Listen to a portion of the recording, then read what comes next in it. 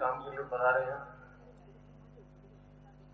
मैं उसकी थोड़ी दार्शनिक व्याख्या कर दूं। यहाँ जयपुर में मेरे बहुत प्रोग्राम हुए हैं, इसलिए बहुत अधिक लोग शिष्य होंगे। तो काफी अरसे से आया हूं, इसलिए बहुत नए लोग भी जुड़े। योग की आज विश्व में बहुत तेजी से चर्चा है, मगर योग के नाम से जो शारीरिक कसरत करवाई जा रही है, उससे भारतीय योग दर्शन और वर्णित योग का कोई लेना देना नहीं है। भारतीय योग दर्शन का तो मूल उद्देश्य मोक्ष है, मोक्ष, साल्वेशन। परंतु आज जितने भी योगाचार्य हैं, वो मोक्ष की कल्पना ही नहीं कर सकते, केवल शारीरिक कसरत करवाते हैं। मैं 3 दफे अमेरिका गया, 1 दफे इजराइल गया, वहां भी वही शारीरिक कसरत हो रही है।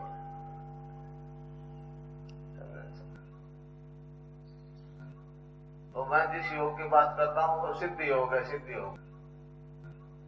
स्वामी रामदेव जी करवा रहे हैं, वो एक हठ योग है। इससे तो ऑर्थोपेडिक सर्जन जो फिजियोथेरेपी कराता है वो ज्यादा करेक्ट है। ये इसको महायोग भी कहते हैं।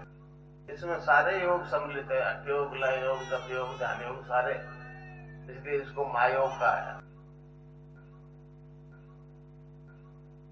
और एड्स और कैंसर की बीमारी ठीक हो रही है, इसलिए साइंस बड़ा परेशान है।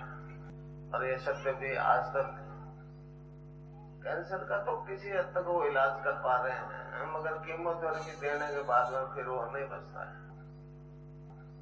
कई बचे हैं, मेरे शिष्य के बचे हैं कैंसर, मगर एड्स से जिसने दीक्षा ले ली वो नहीं मरा। ये इसीलिए हैरान है।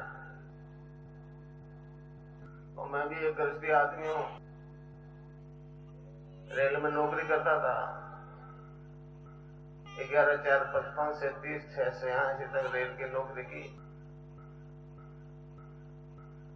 फिर गुरुदेव ब्रह्मलीन होने से पहले आदेश करके कि अब आगे काम तेरे को करना है। तो मैंने 1990 से ये काम करना शुरू कर दिया, मंत्र दीक्षा देना शुरू कर दी। मैं राधा और कृष्ण के मंत्र की दीक्षा देता हूँ। उससे साधक की कुंडलिनी जागृत हो जाती है, कुंडलिनी। उसको मदर ऑफ यूनिवर्स कहा है हमारे दर्शन में, मतलब सृष्टि उत्पत्ति का आदि कारण वो है। आप नवरात्रि में जिस देवी की पूजा करते हैं, दुर्गा की, अम्बा की, राधा कह दो, सीता कह दो, पार्वती कह दो, हमारे योगियों ने उसको कुंडलिनी कहा है।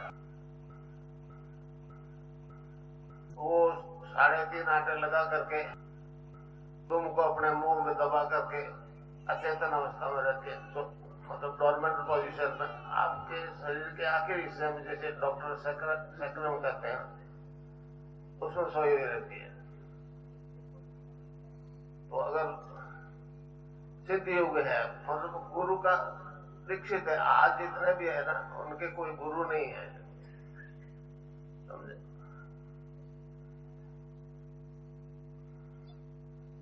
तो उससे साधक की कुंडलिनी जागृत हो जाती है। तो कुंडलिनी साधक का शरीर, मन, प्राण और बुद्धि अपना बस में कर लेती है, और सारी योगिक क्रियाएं स्वयं करवाती है। साधक उसको नहीं तो कर सकता, नहीं रोक सकता।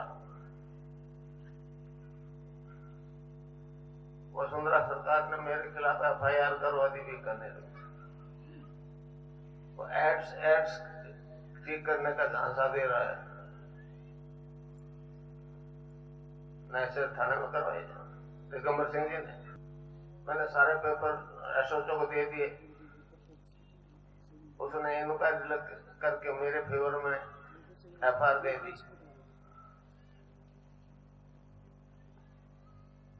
मगर वो जिस डॉक्टर को हाजिर होना था वो हाजिर नहीं हुआ। वो दिगंबर सिंह जी डर रहे कहीं ये मेरे खिलाफ मानहानि का दावा नहीं करते। तो मेरे को कोई मतलब नहीं है, मैं किसी का दावा करने की नहीं बात करता। अशोक गहलोत के घर में मथुरादास माथुर हॉस्पिटल में 2 पेशेंट एडमिट थे।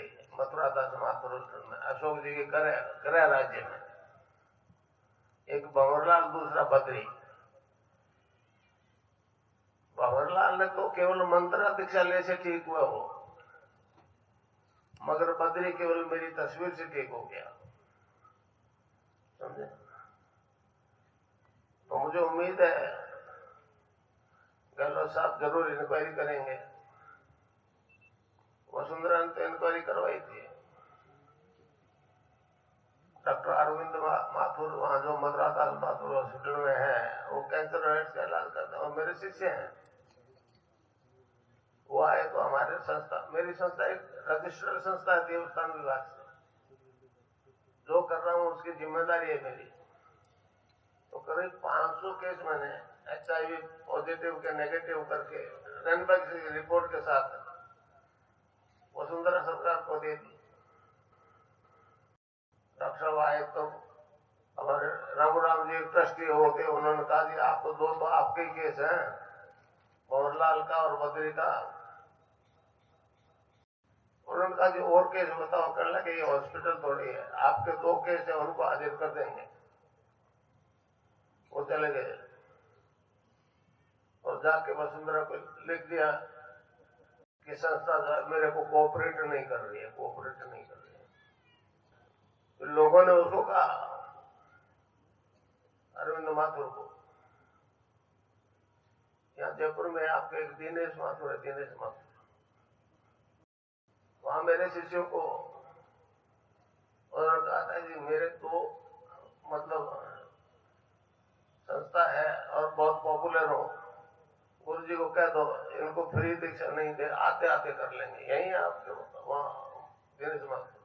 तो ये एक ऐसा अजीब परिवर्तन आ रहा है जो आज तक नहीं आया। ये फैक्ट है। मैं आपकी तरह घर से आदमी हूं, एक दफे बीमार हो गया, फोबिया हो गया, मतलब अकारण मृत्यु से डर लगने लग गया।